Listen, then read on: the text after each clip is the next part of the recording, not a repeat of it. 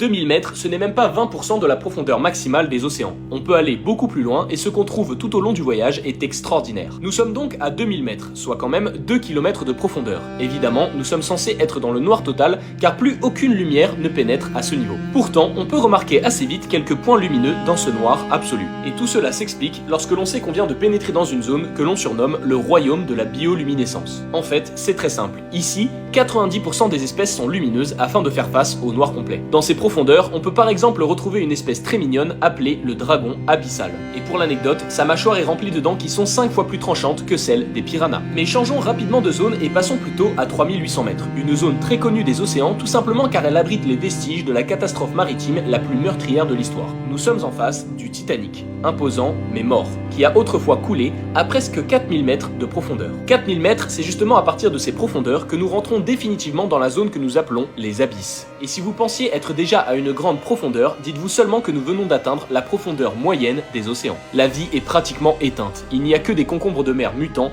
des vers turbicoles géants pouvant atteindre les 2 mètres et des crabes abyssaux que l'on appelle les crabes yétis car ils sont recouverts de poils blancs. Descendons encore, cette fois-ci à 6000 mètres de profondeur, dans une zone que l'on appelle la zone Hadal. Ici, absolument tout vous tuerait instantanément. L'eau ne dépasse jamais les 4 degrés et la pression est 1100 fois supérieure à celle que l'on trouve à la surface de la Terre. Pour vous donner une image un petit peu plus parlante, ce serait l'équivalent de porter 335 éléphants africains adultes sur les épaules. J'ai testé, c'est assez lourd. Changeons un petit peu de perspective et passons du point le plus profond au point le plus haut de notre planète, le mont Everest. Avec ses 8848 mètres, c'est le sommet de notre monde. Rien ne va au-delà. Et bien l'Everest en entier pourrait rentrer dans plusieurs failles de l'océan connues sans jamais dépasser. Et nous ne sommes toujours pas au plus profond, car en 2012, James Cameron, le réalisateur d'Avatar, est descendu à 10 898 mètres de profondeur et y est resté